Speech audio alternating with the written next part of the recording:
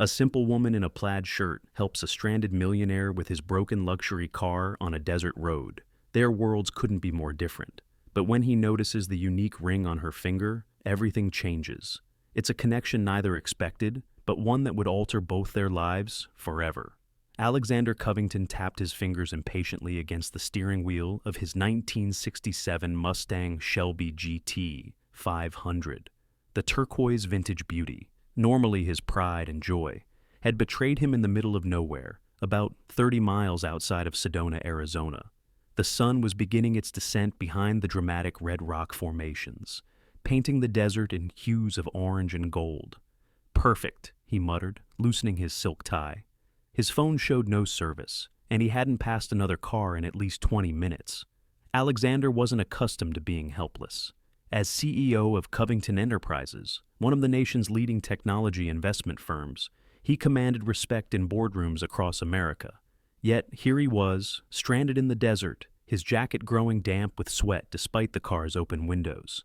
He popped the hood and stared at the engine, his expensive leather shoes gathering dust.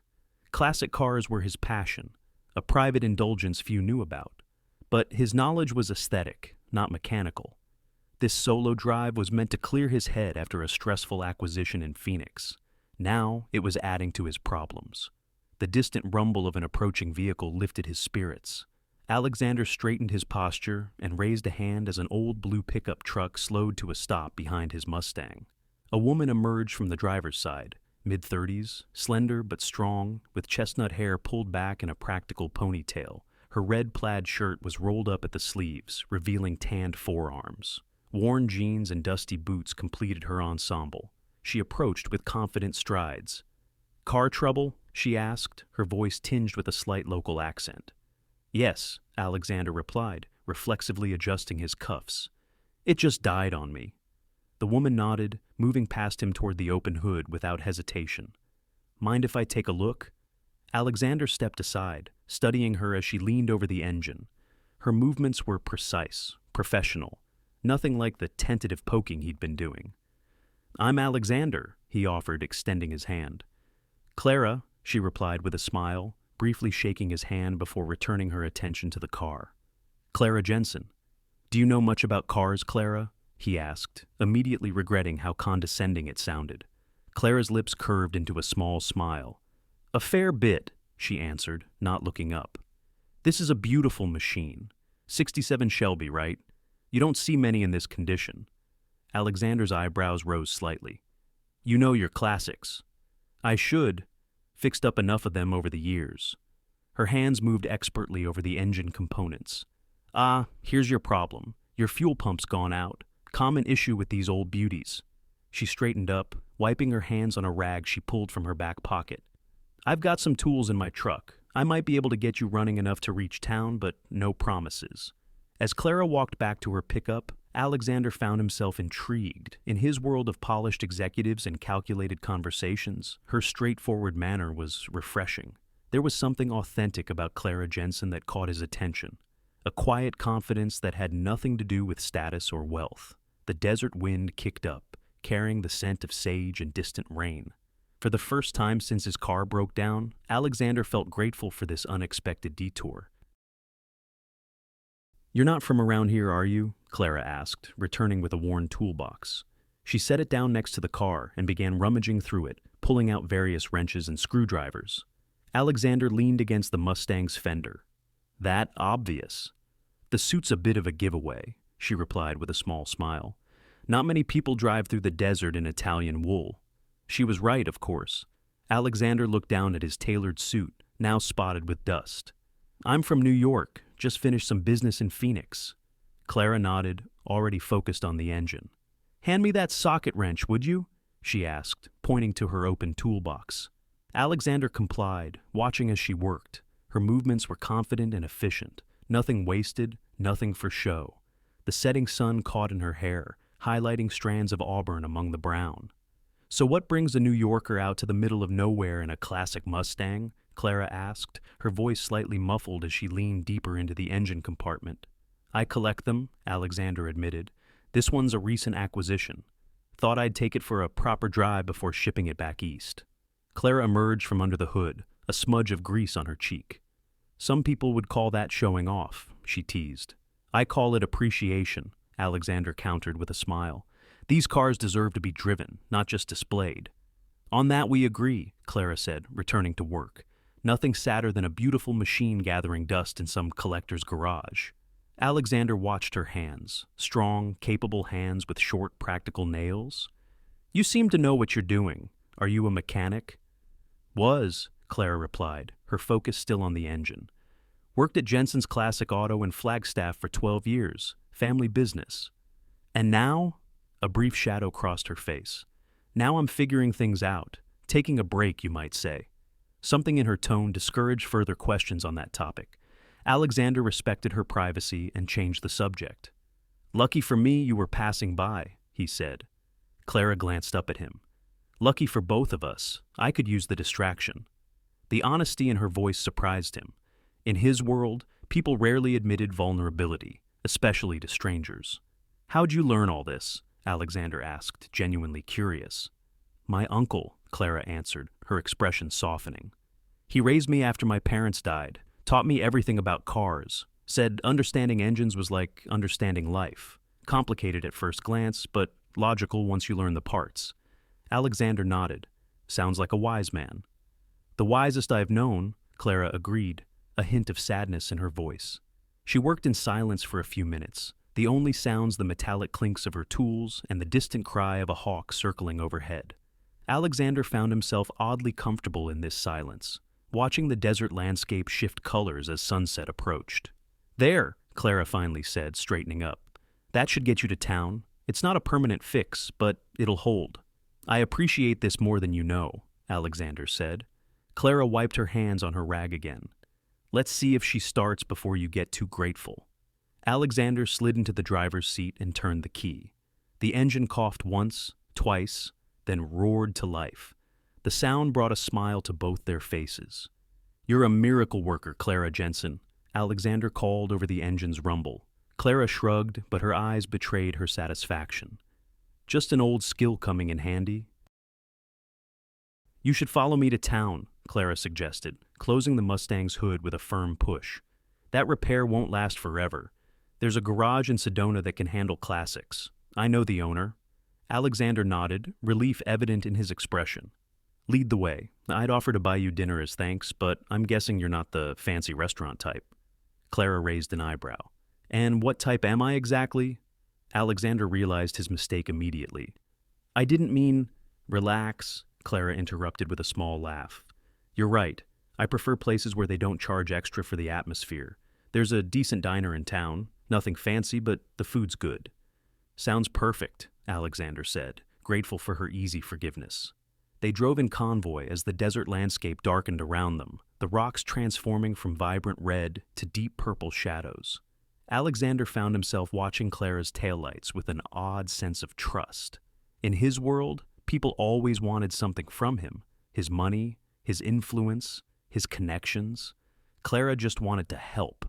The diner was exactly as he imagined. Vinyl booths, fluorescent lighting, and the smell of coffee and grilled onions. They settled into a corner booth, Alexander looking somewhat out of place in his expensive suit. You're getting looks, Clara noted, amused, as she scanned the laminated menu. I'm used to it, Alexander replied, though usually for different reasons. After they ordered, a burger for Clara, club sandwich for Alexander, a comfortable silence fell between them. Alexander studied her across the table. In this light, he noticed the fine lines around her eyes that spoke of laughter and squinting into desert suns. Her hands were capable but feminine, with a single ring on her right hand that caught the light when she moved. So, Alexander from New York with the expensive suit and the vintage Mustang, Clara said, breaking the silence. What's your story? Alexander hesitated, unused to such direct questions. I run an investment firm, technology mostly. That explains the suit, Clara said, but not why you're really out here alone. Her perception startled him. Most people were content with surface details. My mentor died last month, Alexander admitted, surprising himself with his honesty. Heart attack, 72 years old. He was like a father to me after my own passed away. Clara's expression softened. I'm sorry. He loved the desert, Alexander continued, the words coming easier now. Said it reminded him that some things are timeless. I thought driving through here might help me process things. Clara nodded slowly. Grief needs space. The desert's good for that. What about you? Alexander asked. You mentioned taking a break? Clara sipped her water, considering her answer. My uncle died 6 months ago. The family business. She paused.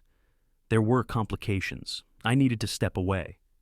Their food arrived, temporarily halting the conversation. As they ate, Alexander noticed how Clara's ring glinted under the diner lights. It was unusual, not flashy or expensive looking, but distinctive. Antique silver, with an unusual pattern etched into its surface and a small, unusually cut blue stone. Interesting ring, he commented casually. Clara glanced down at it, a fond expression crossing her face. It was my uncle's, his good luck charm, he called it. Said it reminded him that life has a way of coming full circle. Alexander nodded, his attention returning to his food. But something about the ring nagged at the back of his mind, something familiar he couldn't quite place. The diner was clearing out as their meal wound down. Alexander checked his watch, nearly 8:30 p.m. He'd need to find a hotel for the night and arrange for his car to get proper repairs in the morning. So, this garage you mentioned, he began, but stopped abruptly, his attention caught by Clara's hand as she reached for her water glass. The ring. Under the harsh fluorescent light, he could see it clearly now, the intricate pattern of intertwined leaves surrounding a small, uniquely cut sapphire. His breath caught in his throat. That ring, he said, his voice suddenly hoarse. May I see it? Clara looked surprised, but extended her hand across the table. Sure. Alexander's fingers were almost trembling as he gently turned her hand to examine the ring. The pattern was unmistakable, a design he knew intimately, one he had seen nearly every day for 20 years. Where did you say you got this? He asked, struggling to keep his voice steady. From my uncle, Clara replied, watching his face curiously. Henry Jensen? Why? Henry Jensen, Alexander repeated, the name hitting him like a physical force. Your uncle was Henry Jensen? Clara withdrew her hand slowly, her expression guarded now. You knew him? Alexander sat back, his mind racing. Henry Jensen was my mentor, the man I told you about, the one who died last month. Clara's eyes widened, disbelief clear on her face. That's not possible. My Uncle Henry died 6 months ago. They stared at each other across the table, the ambient noise of the diner fading away. Henry Jensen, Alexander said carefully, CEO of Horizon Innovations until his retirement 15 years ago, lived in Manhattan, collected rare books and vintage watches. Clara shook her head slowly. Number? My Uncle Henry owned Jensen's Classic Auto, born and raised in Flagstaff, never married, no children. Alexander pulled out his phone and brought up a photo, sliding it across the table. This Henry Jensen? Clara stared at the picture, an older man with silver hair and kind eyes, standing next to a younger Alexander on a yacht. Her face paled. That's my uncle, she whispered, but that's not his life. The waitress appeared with their check, but neither noticed her. Alexander thanked her absently, his focus entirely on Clara. He had this ring made years ago, Alexander said quietly after the waitress left. I helped him design it for his 70th birthday. I've never seen another like it. Clara twisted the ring on her finger, her brow furrowed. He mailed this to me about a week before I got the news. The note said it was important that I have it. A week before his heart attack, Alexander murmured. Heart attack? Clara looked up sharply. The police said it was a car accident. Alexander felt a chill run down his spine. Clara, I think we need to talk somewhere private. Clara nodded slowly, her eyes never leaving his face. My place isn't far from here. They paid in silence, both lost in their thoughts. As they walked to their vehicles in the parking lot, the desert night had fully descended, stars sprayed across the black sky in breathtaking profusion. Follow me, Clara said, her voice subdued. It's about 20 minutes. As Alexander climbed into his Mustang, he glanced at Clara's truck, seeing her silhouette illuminated briefly before her door closed. The woman he'd met by chance on a desert road had just become the most important person in his investigation of Henry's death. an investigation he hadn't even known he needed to conduct until now. Clara's home was a modest ranch-style house on the outskirts of Sedona, set against the backdrop of red rock formations, now visible only as massive shadows against the night sky. A covered porch wrapped around the front, furnished with simple wooden chairs and small tables. Inside, the house was neat but Spartan. Functional furniture, a few landscape photographs on the walls, bookshelves filled with mechanical manuals and well-worn paperbacks. Nothing ostentatious, nothing unnecessary. "Coffee?" Clara offered, her voice tight with tension. "Please," Alexander replied, removing his suit jacket and draping it over a kitchen chair. While Clara busied herself with the coffee maker, Alexander studied the photographs on her wall. Many featured an older man he recognized as Henry, fishing, working on cars, standing beside a younger Clara at what appeared to be her high school graduation. "He left New York 15 years ago," Alexander said quietly. "Said he wanted a simpler life. We kept in touch, monthly calls, occasional visits. I flew out to see him a few times a year." Clara placed 2 mugs on the kitchen table. "He came to Flagstaff 15 years ago, bought the auto shop, said he was starting over." She paused. "He never mentioned New York, or you." They sat across from each other, both struggling to reconcile these contradictions. "He was like a father to me," Alexander continued. "Took me under his wing when I was just a college graduate with big ideas and no connections. Everything I have, I owe to him." "He raised me after my parents died in a car accident when I was 10, Clara said. "Taught me everything I know about cars, about life. He was my only family." Alexander took a sip of his coffee, organizing his thoughts. "Tell me about his death." Clara's hands tightened around her mug. "Police said he lost control on a mountain road. Car went off a cliff. They found his body 2 days later." Her voice cracked slightly.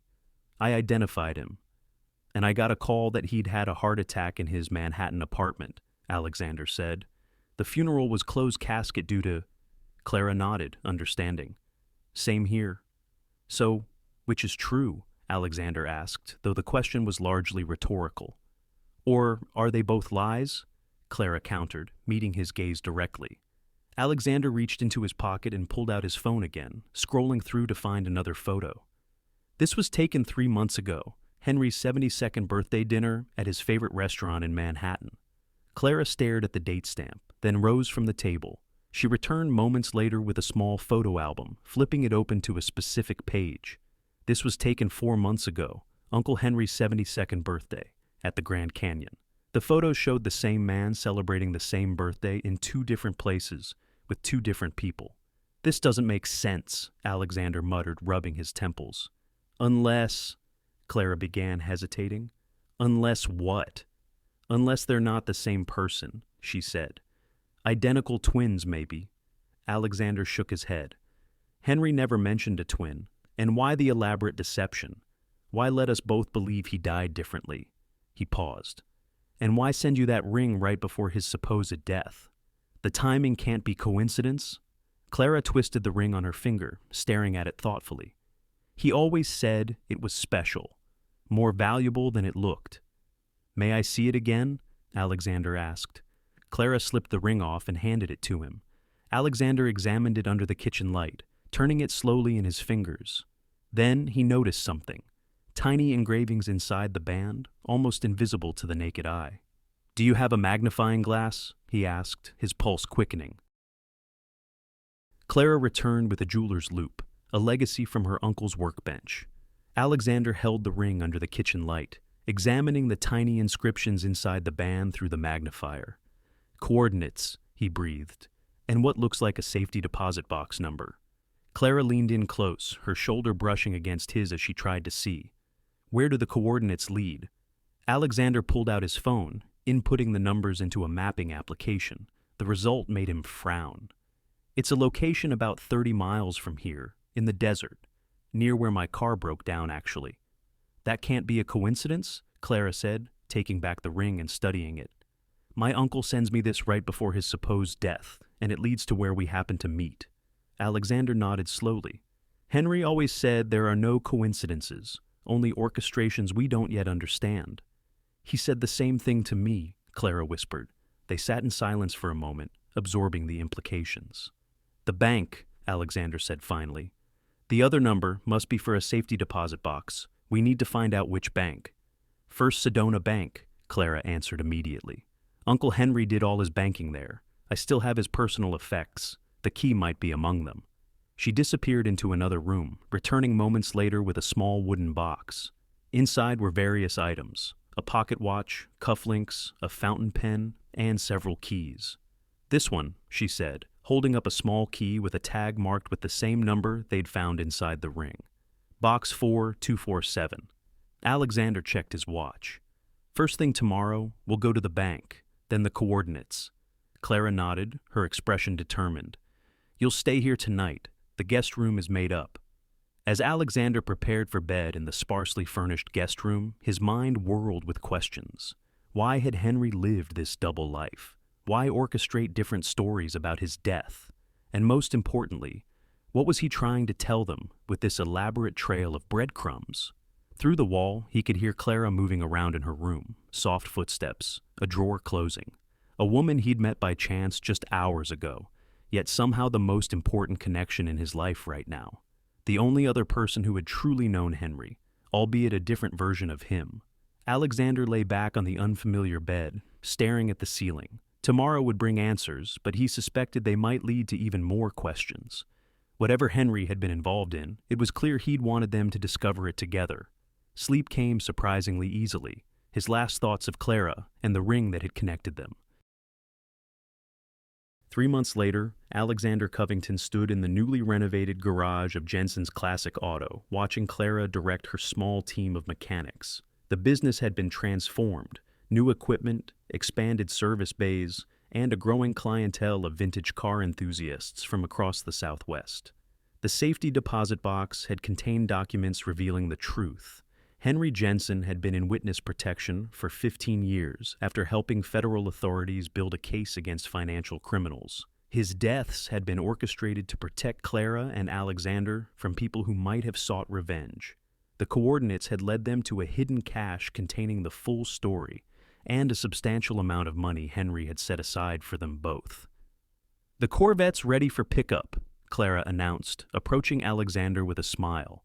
She'd kept the ring, but now it hung on a chain around her neck, a reminder of the man who had connected them and the mystery they had solved together. "You've done amazing things here," Alexander said, gesturing around the garage. "We both have," Clara corrected him. Alexander nodded in agreement. His investment in Clara's business had been the easiest decision he'd ever made, not just because of Henry's wishes, but because he'd recognized in Clara the same qualities his mentor had valued: integrity, determination, and remarkable skill. "Staying for dinner?" Clara asked, wiping her hands on a shop rag. "Wouldn't miss it," Alexander replied. He'd been commuting between New York and Sedona for months now, unable to stay away for long. As they walked toward the office, Alexander thought about how a chance encounter on a desert road had changed everything. The simple woman in a plaid shirt had turned out to be anything but simple, and the connection they now shared was deeper than either could have imagined. Sometimes the most life-changing journeys begin with a broken-down car and an unexpected helping hand. If this story of unexpected connections and hidden truths resonated with you, don't forget to like and subscribe for more tales that remind us how appearances can be deceiving.